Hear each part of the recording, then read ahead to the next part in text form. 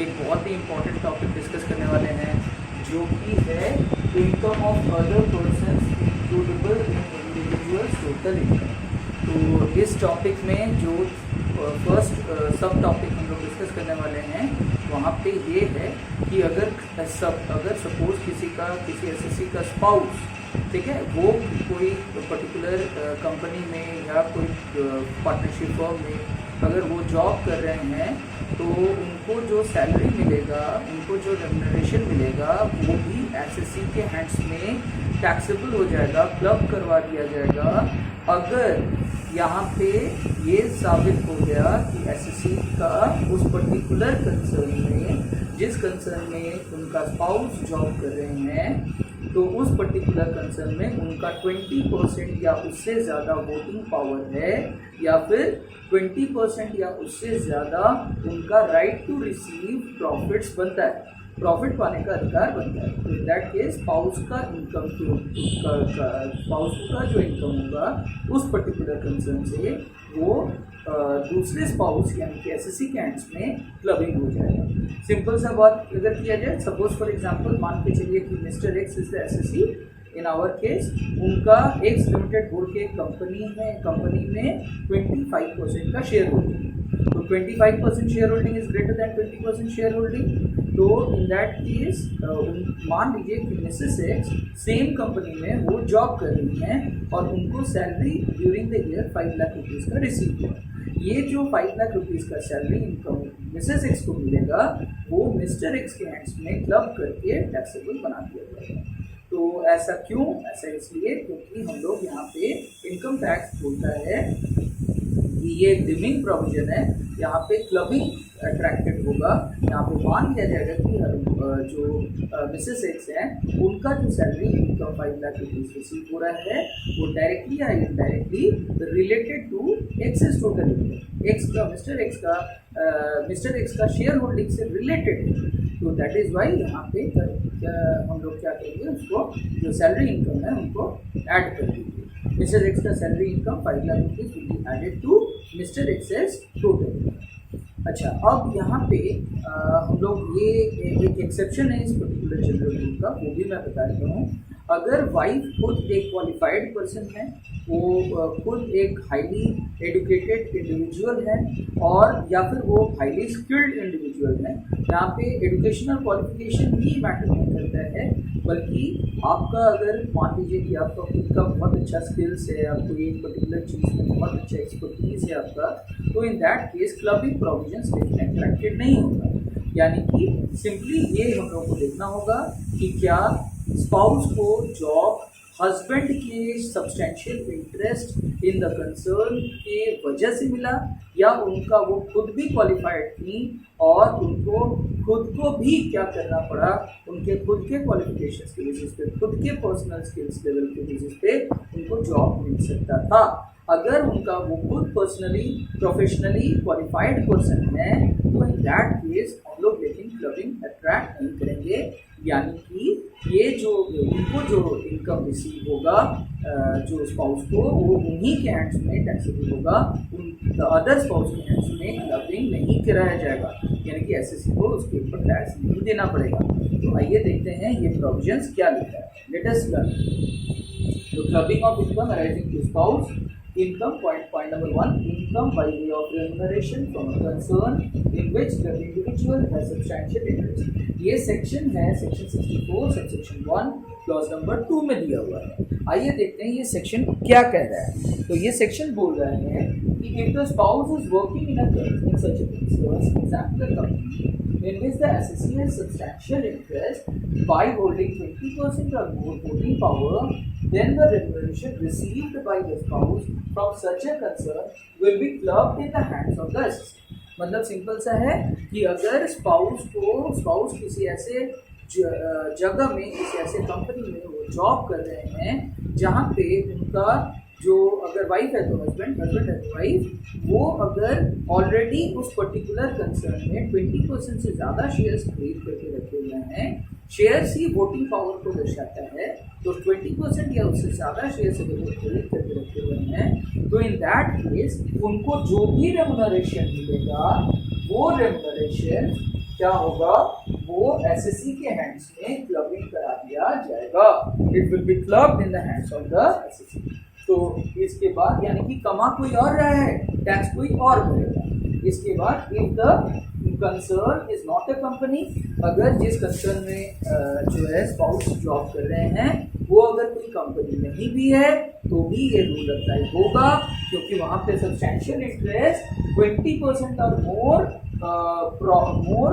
Profit को दर्शाएगा। तो देखिए यहाँ पे मैंने डिस्कस किया है, if the concern is not a company, then substantial interest refers to the right to receive 20% or more profits of such concern at any time during the PTC। तो 20% या उससे ज़्यादा प्रॉफिट पाने का अगर अधिकार रहेगा तो भी, या नॉन कंपनीज के केस में भी, नॉन कंपनीज कंसर्न्स के केस में भी ये क्लबिंग प्रोविजंस अट्रैक्टेड होंगे। तो इसके बाद आप देख सकते हैं कि नोट और in all of these cases voting power और right to receive profit which is 20% or more, the SEC or one or more of his or your relatives combined will be considered। यानी कि यहाँ पे अकेले SSC को 20% voting power रखने का जरूरत नहीं है।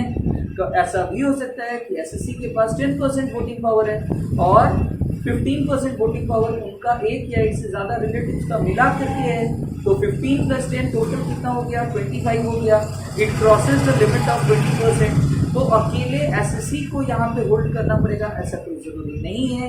अगर एसएससी खुद और साथ में उनका वन और मोर रिलेटिव्स मिला करके भी अगर 20% का जो थ्रेशोल्ड लिमिट है वो क्रॉस कर जाता है तो यहाँ पे क्लबिंग प्रोविजंस अट्रैक्टेड हो जाएंगे। So I think the video is very clear. If you have got any doubts, then please ask in the comment box. Thank you. हाँ दोस्तों, कंटिन्यू विद द वीडियो। अब हम लोग एक ऐसा सिचुएशन डिस्कस करेंगे जहाँ पे मिस्टर और मिसेस एक्स दोनों सब्सटैंशियल इंटरेस्ट, दोनों का सब्सटैंशियल इंटरेस्ट है सेम कंसर्न, यानी कि हस्बैंड एंड वाइफ दोनों का जब सब्सटैंशियल इंटरेस्ट रहेगा सेम कंसर्न में, तो किस तरह से टैक्स ट्रीटमेंट करना है, क्लबिंग कैसे अट्रैक्टेड होगा, किसके एंड्स में अट्रैक्टेड होगा, आइए हम लोग इसको समझते हैं।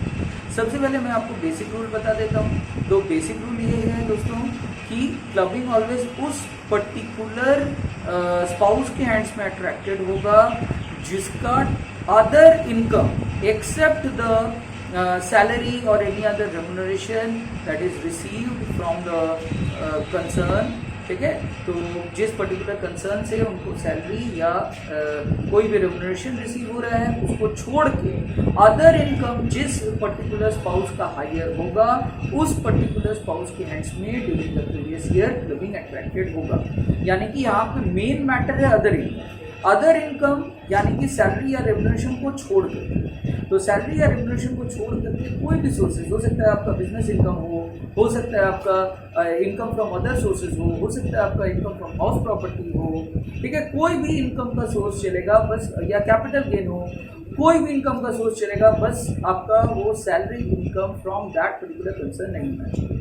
तो salary income from that particular concern को छोड़ करके अदर इनकम जिस पर्टिकुलर स्पाउस का ज़्यादा होगा ड्यूरिंग द प्रीवियस ईयर उन्हीं के हैंड्स में यहाँ पे टैक्स लगेगा, उन्हीं के हैंड्स में यहाँ पे क्लब करा दिया जाएगा दूसरे स्पाउस का इनकम। इनकम मतलब कौन सा वाला इनकम, जो कि सैलरी या अदर रेम्युनरेशन जो उनको सेम पर्टिकुलर कंसर्न से मिल रहा है। आइए एक छोटा सा एग्जाम्पल के जरिए इसको समझते हैं। तो यहाँ पे आप देख सकते हैं एक कंपनी है जिसका नाम है एक्स लिमिटेड, इसमें 25% shares are held by mister X and 25% shares are held by missus X. So that is, this is the situation when both husband and wife have substantial interest in X Limited। दोनों husband और wife दोनों का substantial interest है in X Limited concern।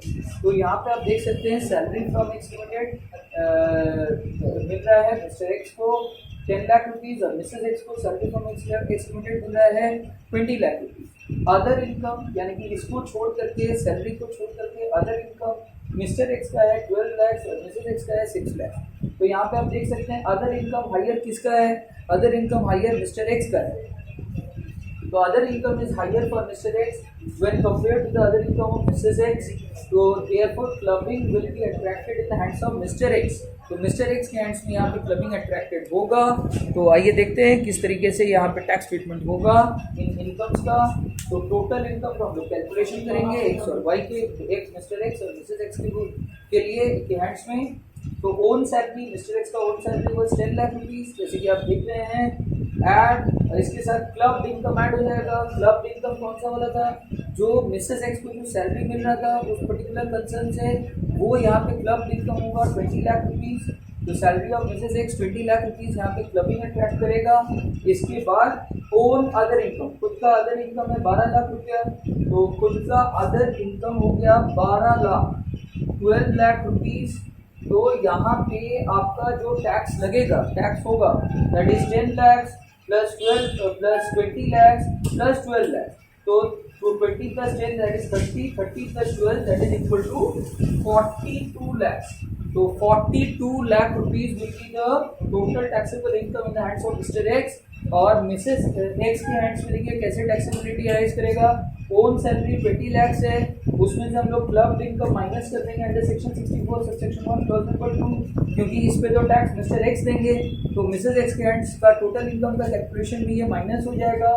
तो 20 lakh minus 20 lakh कितना आएगा आपका amount, difference आएगा 0, यानी कि सैलरी नॉट टैक्सेबल हो जाएगा मिसेस एक्स के हैंड्स में। इसके बाद ओन अदर इनकम उनका हो रहा है 6 लाख रुपया, तो टोटल टैक्सेबल इनकम हो जाएगा 6 लाख रुपया। I hope the video is clear.